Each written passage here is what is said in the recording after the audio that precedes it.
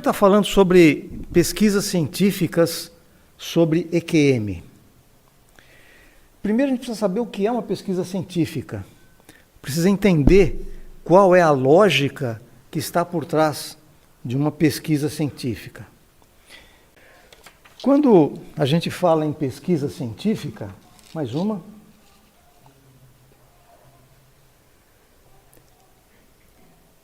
A ciência, chamada ciência acadêmica, que a gente chama comumente de ciência, ela é essencialmente materialista. E como ela é materialista, ela precisa de matéria para trabalhar. Quando a gente fala em prova de alguma coisa, é porque os cientistas realizaram uma determinada experiência e dessa experiência resultou algum efeito material, que pode ser medido, pode ser pesado, pode ser calculado. Quando a gente fala de fenômenos espirituais, não tem matéria para fazer prova. Então não existe prova nem de reencarnação, nem de mediunidade, nem de nada que diga respeito ao espírito. Porque o espírito não é matéria. Então não dá para a ciência provar. No entanto, utilizando o método científico, é possível colecionar evidências. E essas evidências podem ser fortes o bastante para que as pessoas sejam obrigadas a aceitar a existência do fato. Mesmo que elas não aceitem, o fato da própria ciência não dar como prova da existência de alguma coisa, isso não quer dizer que a coisa não existe. Porque a ciência não sabe o que é pensamento. Mas todos nós pensamos, os cientistas também pensam, também têm consciência, e eles não sabem nem como começar a fazer uma análise do que seja, em sua essência, o pensamento, a consciência, as emoções. No máximo, eles conseguem descobrir que quando acontece uma emoção, tem uma determinada reação do corpo e assim por diante. Muito bem, por favor, mais um. Então, quando a gente fala em EQM, EQM significa experiências de quase morte. Não sei se alguém já ouviu falar sobre isso, se alguém já teve alguma experiência nesse sentido.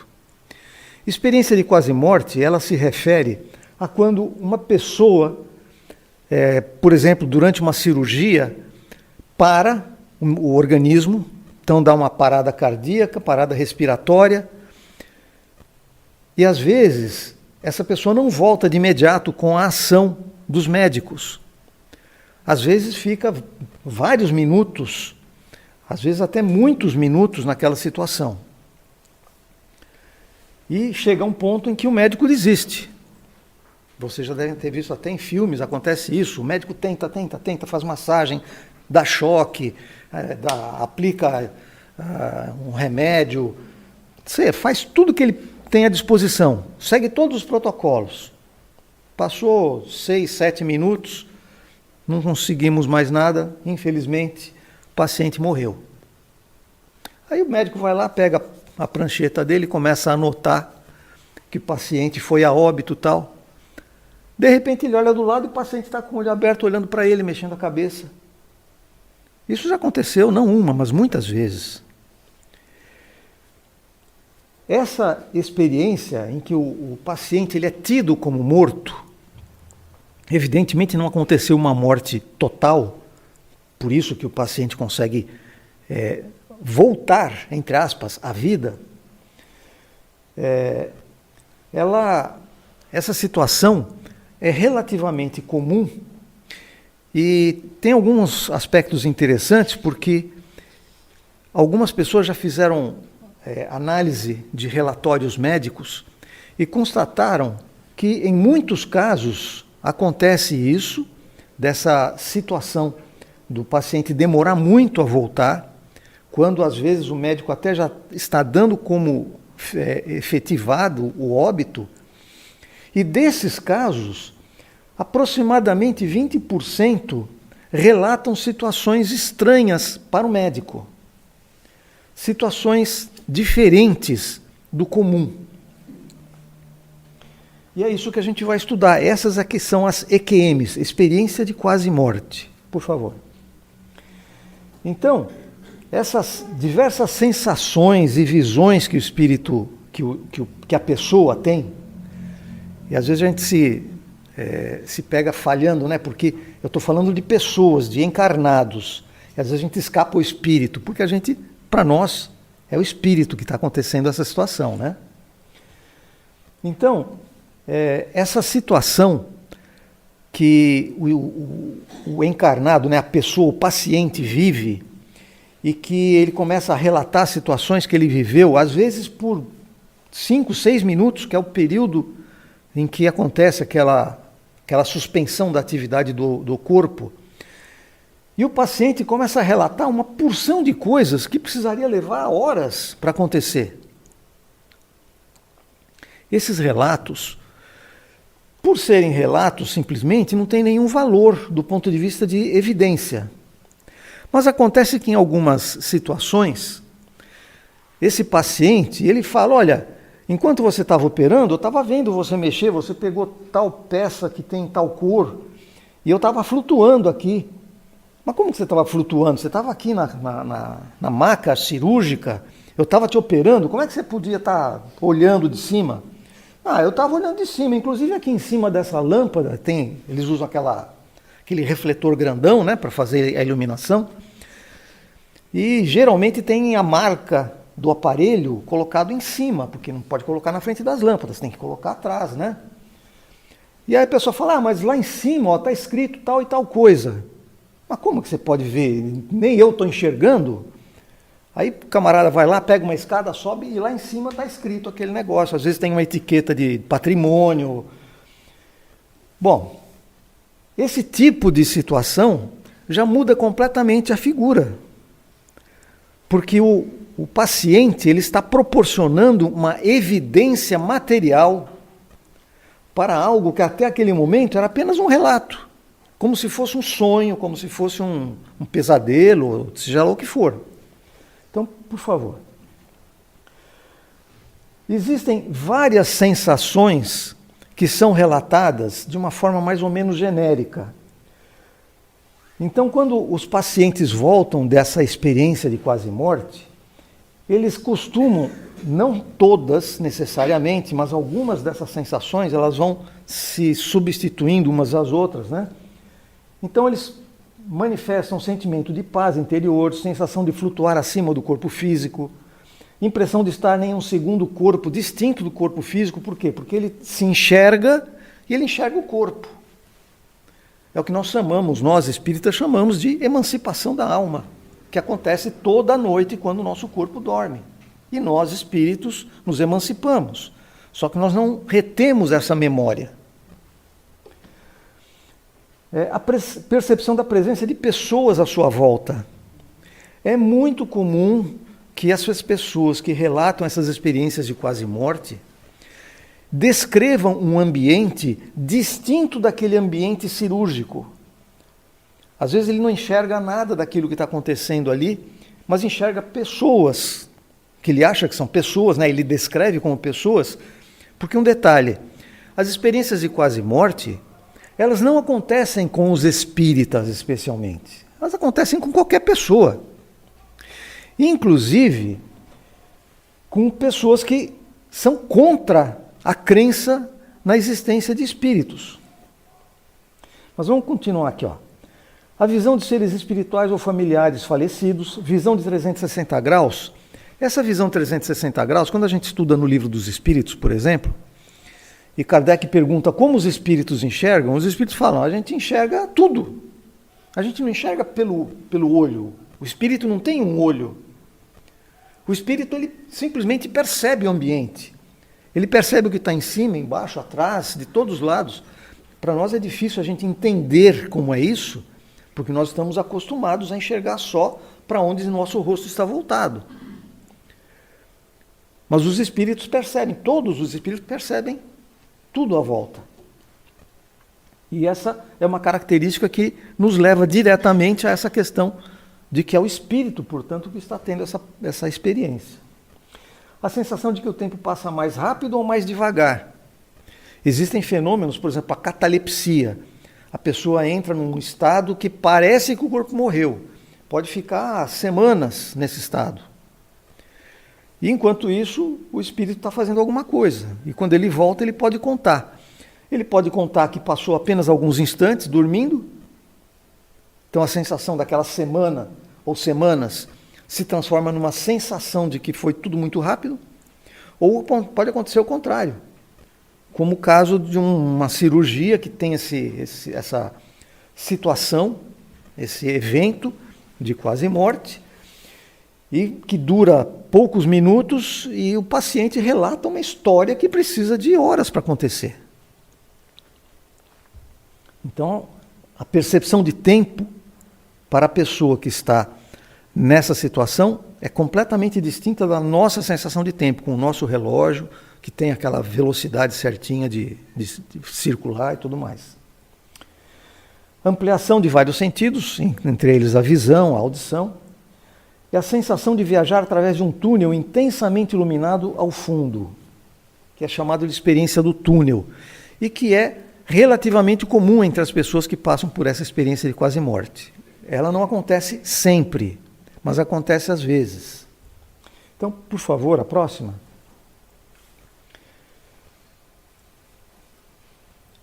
E essa situação, ela não começou a acontecer agora, porque algumas pessoas pensam, isso aí foi agora, dos anos 70 para cá que aconteceu, né? Não. Em 1975, houve a publicação de um livro, mas isso já acontecia no Egito. Eles pegavam aquelas pessoas iniciadas nas suas doutrinas esotéricas, e uma das coisas que eles faziam, eles enfiavam a pessoa dentro de um baú, fechavam esse baú, e a pessoa ficava ali dentro, e com o tempo, a respiração da pessoa ia enchendo aquele baú de gás carbônico, a pessoa começava a perder a consciência.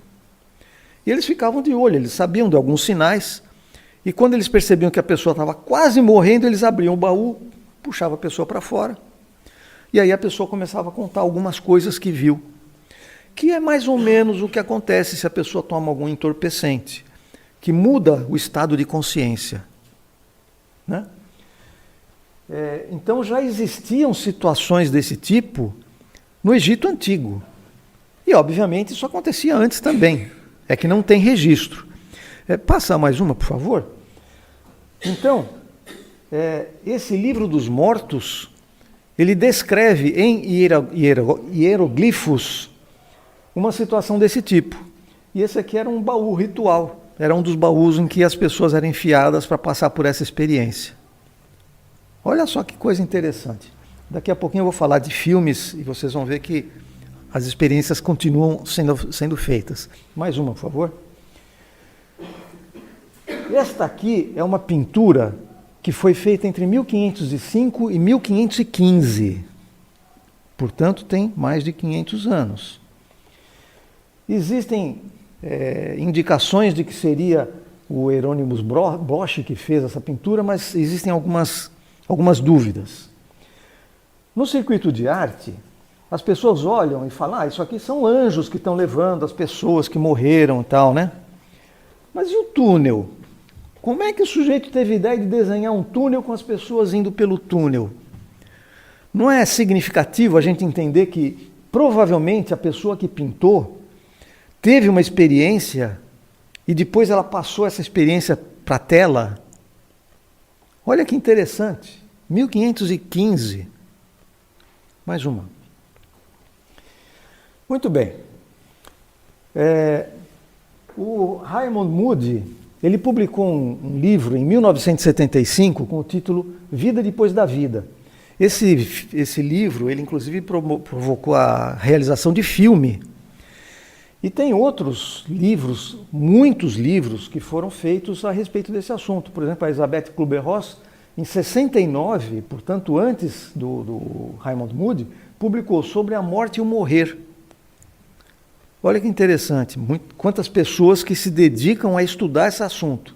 Se eles estudam o assunto é porque tem alguma coisa para ser aprendido aí, mesmo para aqueles que não são espíritas. Para nós, o conhecimento da morte tem uma certa diferença em relação à forma como essas pessoas encaram. Mas também tem a sua significação. E tem algumas pesquisas relevantes que já foram feitas. Eu falei que 18% dos pacientes reanimados relataram EQM, que eu havia dito que aproximadamente 20%. Esse Samparnia, nessa Universidade de Southampton, ele conseguiu constatar que até 3 minutos após a morte clínica ainda havia consciência. Não sei exatamente os métodos que ele usou para isso, mas... E o Bruce Greyson criou aquela escala que eu mostrei agora há pouco com as várias características mais comuns das EQMs. Por favor, mais uma. Tem um caso notável, esse Pan Reynolds, durante uma cirurgia cerebral, em uma morte clínica documentada, ou seja, o sujeito teoricamente morreu, parou o coração, parou a respiração, estava parado, como se tivesse desligado o corpo. O médico começou a fazer a declaração de óbito e depois, de repente, ele voltou.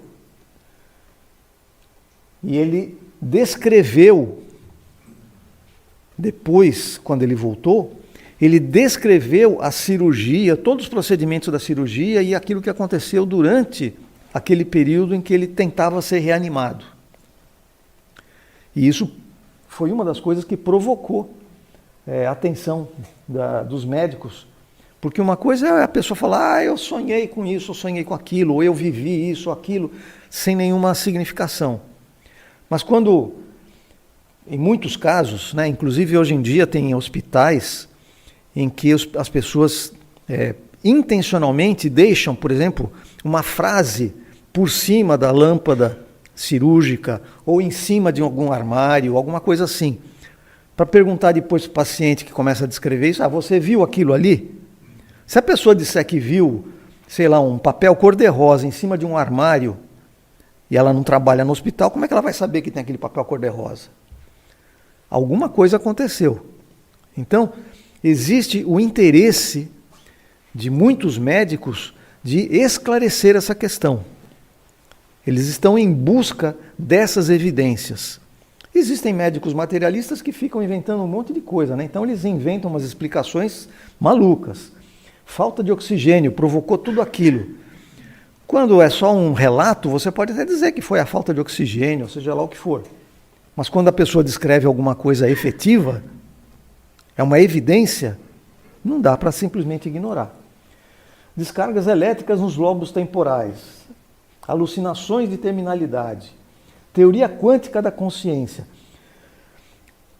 Kardec, quando apresenta as evidências da existência e da comunicabilidade, da independência dos espíritos, ele diz que as pessoas podem apresentar qualquer tipo de teoria, mas a teoria tem que atender todos os casos. Se tiver um caso que a teoria não atende, é porque aquela teoria não é suficiente. Ela pode até atender uma parte, mas ela não é suficiente para resolver todos os casos. Então essas pessoas que, com a sua visão materialista, querem, de certa forma, obrigar a que os outros acreditem que são esses os efeitos que promovem a EQM, eles têm que dar o braço a torcer, porque existem evidências que não permitem que a gente fique limitado a isso. Tem alguns casos interessantes, por exemplo, Eusapia Palladino, uma italiana, que ela sofreu um acidente e esse acidente provocou um trauma no crânio. E dali para frente ela começou a sentir uma série de fenômenos, inclusive materialização, desdobramento, depois que ela passou por aquela situação, aquele acidente que provocou aquele trauma craniano. Ela, inclusive, ficou com uma mecha de cabelo de cor clara naquele local onde houve esse ferimento, um ferimento grave. Também a nossa Ivone Pereira, a próxima, por favor. Vocês me desculpem de estar correndo, porque é tanta informação que a gente tem uma ânsia de mostrar tudo para vocês, mas infelizmente nem sempre a gente consegue resumir em poucas palavras. Então, eu estou correndo um pouco para que seja possível vocês verem essa panorâmica para depois se debruçarem sobre o assunto. A Ivone Pereira, por exemplo, ela tinha 29 dias e de repente teve um acesso de tosse e ficou sufocada. Sabe quando a gente começa a tossir, tossir, não consegue parar de tossir, que fica sem ar? Imagina uma criança de 29 dias e aparentemente morreu. O médico disse que ela tinha morrido, queriam enterrar, queriam logo se livrar do corpo da criança, a mãe não deixou. A mãe se trancou num quarto, começou a fazer oração e depois de algum tempo a menina acabou voltando. Depois desse fenômeno, com 4 anos de idade, ela já começou a ter sensações e percepções mediúnicas. E ao longo da vida, vocês sabem, ela foi a autora mediúnica de Memórias de um Suicida, entre outros vários livros. Então foi um caso muito interessante, que está relacionado também com a EQM. O próximo. Tem vários casos, tem um endereço na internet, daqui a pouco eu mostro para vocês, em que as pessoas são entrevistadas falando sobre as suas experiências de quase morte. E para não ocupar muito tempo, eu vou falar só desse caso aqui, do Maurício Valadão. Ele sentia um tremor nos olhos, que ele estava com dificuldade de fixar a vista nas coisas. Parece que os olhos ficavam mexendo, alguma coisa assim. Mas ele marcou lá um oftalmologista e estava empurrando isso aí meio com a barriga. Ele trabalhava com obra civil, né? Então ele tinha sempre muita coisa para fazer e foi empurrando essa consulta. Até que um dia ele teve uma dor de cabeça terrível que ele acabou indo parar no hospital. Aí fizeram lá uma série de exames, acabaram fazendo uma tomografia, descobriram que ele estava com um tumor, ele foi operado desse tumor. E aí, nesse processo, ele acabou tendo uma experiência de quase morte. E depois disso, ele mudou, porque ele tinha medo de morrer. Ele foi para o hospital pensando todas as dificuldades, né, que ia acontecer com a empresa dele, a família, cheio de temores, né, com medo de morrer. Depois disso, ele não tem mais medo de morrer, porque ele passou a ter uma outra visão sobre o que normalmente se chama de morte. Porque quando as pessoas comuns falam em morte, falam em destruição, em desaparecimento, em acabar com tudo. Mas não acaba. E se não acaba, é como a gente pegar um avião, sair daqui, a gente desaparece aqui do Brasil e vai aparecer lá na Europa, na América do Norte, na Ásia. Para quem ficou aqui, sumiu. Hoje é fácil a gente ligar pelo celular, mas imagina 50 anos atrás. Não tinha contato. Então, por favor, pula 2 aí, para a gente ir rápido para outra parte. Pula mais uma. Mais uma. Muito bem. As pessoas, quando pensam em morte, pensam assim: bom, o sujeito morreu, cortou, acabou aqui, não tem mais jeito. É uma coisa instantânea. Kardec perguntou: a separação se dá instantaneamente por busca, transição? Haverá alguma linha de demarcação nitidamente traçada entre a vida e a morte? É a questão 155A do Livro dos Espíritos.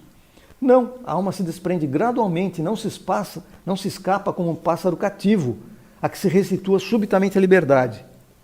Aqueles 2 estados se tocam e se confundem, de sorte que o espírito se solta pouco a pouco dos laços que o prendiam. Esses laços se desatam, não se quebram. E é por isso que acontece, que é possível acontecer a experiência de quase morte, porque não existe um rompimento instantâneo.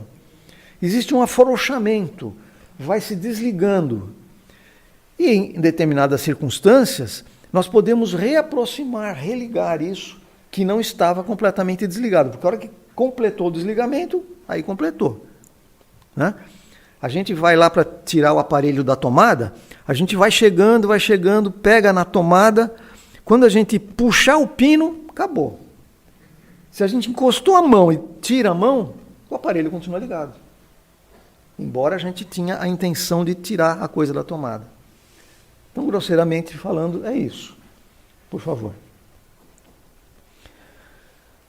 Então, tem muitas situações em que a gente pode falar sobre evidências de sobrevivência da alma. Essa sobrevivência que se caracteriza em nós termos evidências de que o espírito ganha uma certa liberdade, apesar do corpo estar em atividade, então é o desprendimento parcial do perispírito.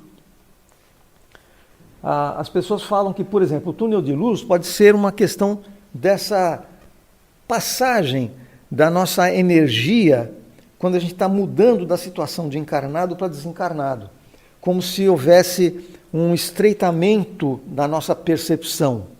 Então não é que exista um túnel, é que a gente passa a concentrar a atenção naquilo e as coisas em volta perdem a sua significação. Grosseiramente seria isso.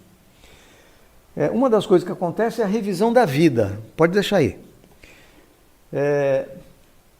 Sabe quando, talvez já tenha acontecido com vocês, que vocês estão numa situação que de repente alguma coisa aconteceu catastrófica na vida. E vocês começam rapidamente a pensar em uma porção de coisas que aconteceu, que você fez, que deixou de fazer. A gente faz uma revisão da vida.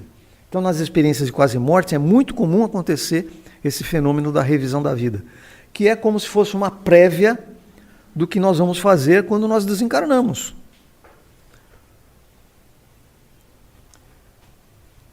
E existem alguns autores que se aprofundaram no tema, então a gente pode citar rapidamente Ernesto Bozano, Camille Flammarion, Hernani Guimarães Andrade, Alexandre Moreira Almeida,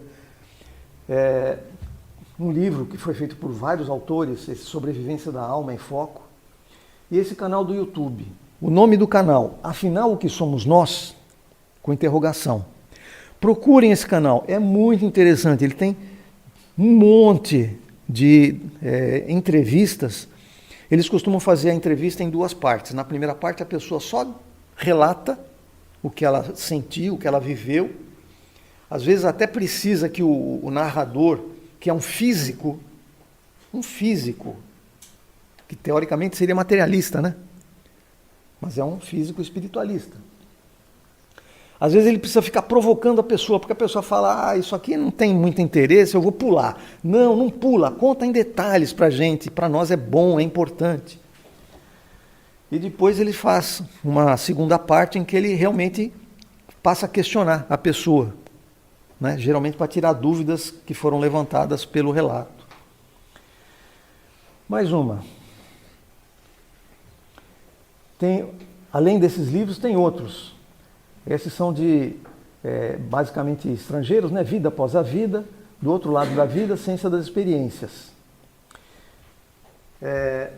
Tem outros relatos, a prova do céu, o céu existe de verdade, 90 minutos do paraíso, a morte é um novo amanhecer. Esses dois, o céu existe de verdade e 90 minutos no paraíso, eles foram transformados em filme também. Estão disponíveis na internet. Mais uma.